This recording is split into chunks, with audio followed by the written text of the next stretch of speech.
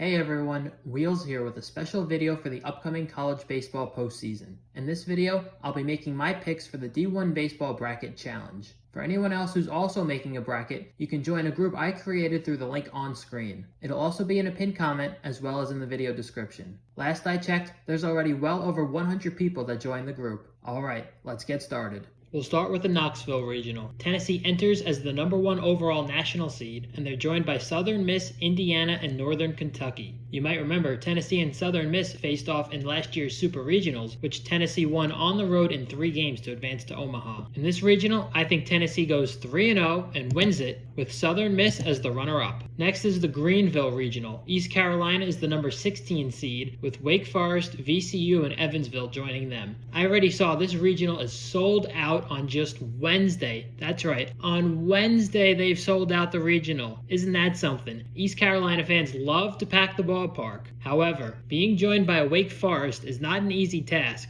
The Demon Deacons have great pitching and they hit a lot of home runs. For that reason, I think Wake Forest goes on the road and gets the job done in Greenville to advance to Super Regionals. I have Wake Forest winning the regional, with East Carolina as the runner-up. Next, we have the Norman Regional. Number 9 overall seed, Oklahoma. They did not get a top 8 national seed. It looked like they were going to for a little while. They lost the Big 12 championship game, though, to Oklahoma State, and they're just on the outside looking in. Another team thought they would host was Duke, who won the ACC championship game over Florida State, but they don't get into a hosting position. They have to travel to Norman for regionals. They're joined by UConn and Oral Roberts. This is a regional I think any of these 4 teams could win. Remember last year, Oral Roberts went to the Stillwater Regional as the number 4 seed and won it. And not only that, they went to the Eugene Super Regional against Oregon and won that as well to advance to Omaha, where they ended up winning a game. However, right here, I think Oklahoma wins the regional with Duke as the runner-up. Next is the Tallahassee Regional with Florida State, Alabama, UCF, and Stetson. You have 3 teams from the state of Florida, with Florida State's best friend from football, Alabama. Yeah, I know, that's a joke that probably won't go over too well. Seminoles fans can see this as a chance for a little bit of revenge from football season, where Alabama, of course, was the number 4 team going into the college football playoff, with Florida State just left out despite the undefeated record as they were ranked number 5. This is another one of those regionals where all 4 teams can make some noise. Remember, not too long ago, Stetson won a game against Florida State, and they'll be facing them in the opening round in this regional. I think we'll get a lot of fun matchups within this regional, with Florida State being the winner and Alabama the runner-up. Now we have the Fayetteville Regional. Arkansas comes in trying to avenge their regional loss last year when TCU went in and won that Fayetteville Regional and then won the Super Regional as well to go to Omaha. The Razorbacks are joined by Louisiana Tech, Kansas State, and Southeast Missouri State. This is another loaded regional that all 4 teams have a chance to win in. It'll be interesting to see what Arkansas does with their pitching. Will they start Hagen Smith in Game 1 against SEMO, or save him for a potential 1-0 game against either Kansas State or Louisiana Tech? I think the Razorbacks will continue to dominate on the mound and get just enough timely hitting to win the regional, with Louisiana Tech as the runner-up. Now we have the Charlottesville Regional with Virginia, Mississippi State, St. John's, and Pennsylvania. Mississippi State comes in with a little bit of a chip on their shoulder. They thought they should have hosted for regionals, but they were left as a 2 seed, having to travel on the road to Virginia. I see that 1-0 game being a fascinating one if it is Mississippi State against Virginia, because you'll probably see Gerangelo Sanja on the mound for Mississippi State. If they could win that game, I think they could win the regional, and that's my prediction right here. Give me Mississippi State moving on to Supers, with Virginia as the runner-up. Next, we have the Tucson Regional with Arizona, Dallas Baptist, West Virginia, and Grand Canyon. Arizona earned a spot as a host after winning the Pac-12 regular season title and the Pac-12 Conference Championship. They were a team that was kind of on the bubble, so to speak, in terms of hosting teams, but by winning that conference championship, they secured their spot. In this regional, I think Arizona will win it, with West Virginia as the runner-up. Now we have the Chapel Hill Regional with North Carolina, LSU, Wofford, and Long Island University. I'm really interested to see how that Wofford-LSU game goes on Friday, because I think that sets up the entire rest of the regional, depending on who wins that game and depending on which pitchers are used. LSU is hot right now. They were one of those 13 and 17 teams that went into Hoover kind of on the bubble, but secured their spot by making it all the way to the SEC championship game. They're looking really tough right now, with Jump probably pitching on Friday and then Holman on Saturday. So if you let this team start 2-0 in a regional, they're probably going to win it, especially with Thatcher Hurd potentially lined up for Game 3. He always shows up for postseason play. I could see Wofford giving LSU a lot of trouble in that first game, though. Maybe they don't win it, but they force LSU to use a lot of their top relievers, which puts the Tigers in a tougher spot for that 1-0 game against North Carolina. For that reason, I think the Tar Heels win the regional in 7 games with LSU as the runner-up. Now we have the Lexington Regional. Number 2 overall national seed Kentucky welcomes Indiana State, Illinois, and Western Michigan to town. Kentucky earned a share of the SEC regular season title with Tennessee, and they're hoping that lines them up to make it to Omaha.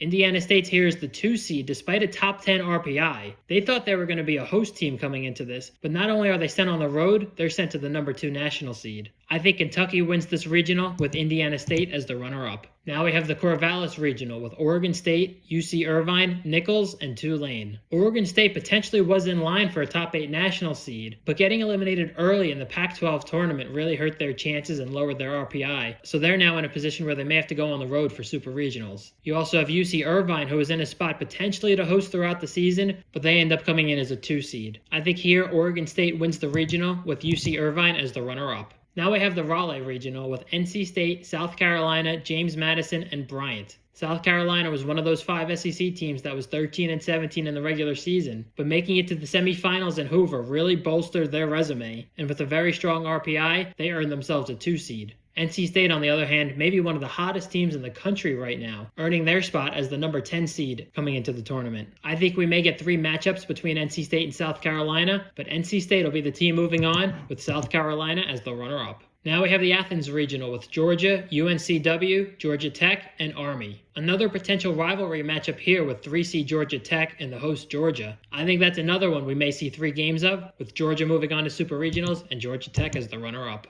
Next is the Clemson Regional with Clemson, Vanderbilt, Coastal Carolina, and High Point. This is the 3rd time since 2017 that Vanderbilt has been Clemson's regional, and they come in having won the previous 2. The Vandy boys definitely have the deepest pitching staff out of these 4 teams, but their biggest question will be how the lineup does. They've been much better towards the end of the season leading into Hoover, but can they continue that into postseason play? With the way Cunningham and Thompson have been pitching lately, I think they go in with a really good chance to start off 2-0, and at that point, with Holton and Futrell behind them, this is going to be a really tough team to knock out. I have Vanderbilt going on the road, winning the regional at Clemson, with the Tigers as the runner-up. Now we have the Stillwater Regional with Oklahoma State, Nebraska, Florida, and Niagara. I know Florida is a team that a lot of people are talking about. They were very much on that bubble at 13-18 overall in the SEC as they lost their first game in Hoover. But with an RPI inside the top 30, they earned that at-large bid, finishing the regular season just 28-27. I know you could say a lot about this team, but they have the number 1 strength of schedule, and with possibly the most talented player in the country, I'm happy that this team made it into the postseason. With that said though, I think this is a very tough regional draw for them. Facing Nebraska in that first game is not going to be easy, and even if you win that, you have Oklahoma State potentially in the 1-0 game. I'm not sure if the Gators have enough pitching depth to win this one. I think Oklahoma State ends up winning the regional with Nebraska as the runner-up. Now the Santa Barbara Regional with UC Santa Barbara, San Diego, Oregon, and Fresno State. This is one of those regionals where I could see any of the 4 teams winning it. I think Oregon does continue the trend though of a strong showing by the Pac-12 in regionals, so I have them winning this regional with UC Santa Barbara as the runner-up.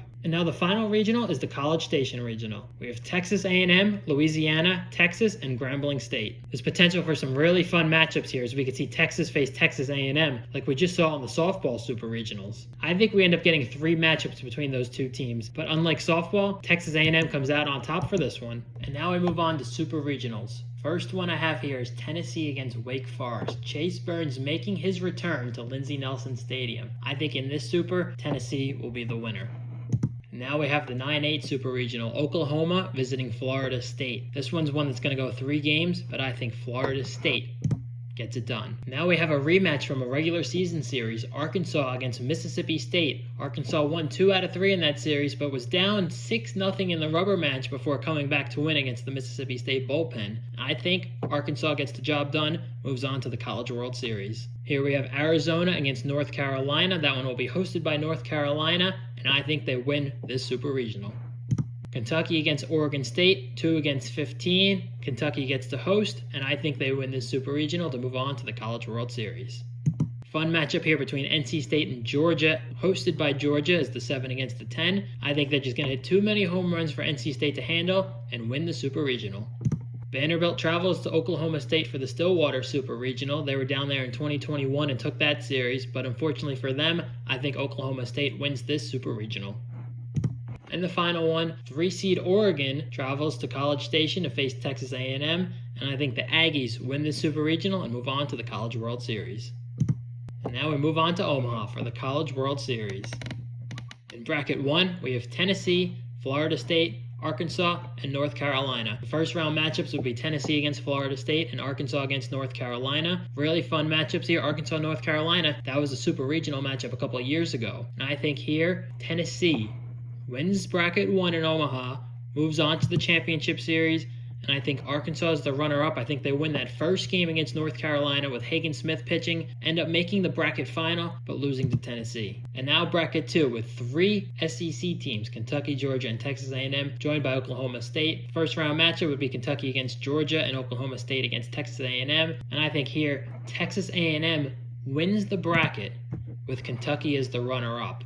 I think for Georgia, they hit a ton of home runs, but in this ballpark, you're not going to hit as many as you've hit throughout the season. I think Kentucky does reach the bracket final, but Texas A&M wins it to move on to the championship series. And now we have Tennessee against Texas A&M in the College World Series finals. Tennessee fans, you guys have gotten mad at me for picking against you recently. I picked against you when you played Vanderbilt. You won that series. I picked against you in the SEC tournament. I had you as the runner-up. You won that as well. So what do you want from me here? Do you want me to pick you? Do you want me to pick against you? Because that seems to be working. I don't know. But for me, I have to go by what I think is going to happen. Tennessee and Texas A&M, a lot of firepower on both sides. These are two teams that faced each other in an elimination game in Hoover, which was a game won by Tennessee, as they won 4 straight elimination games to win the SEC tournament championship. And I think this year, the curse of the #1 overall team will be broken. Tennessee wins the College World Series for the first time in program history. So there you have it, my filled out bracket for the NCAA baseball tournament, which starts this Friday at noon Eastern. Whatever happens, I think we have a lot of really exciting baseball games to look forward to,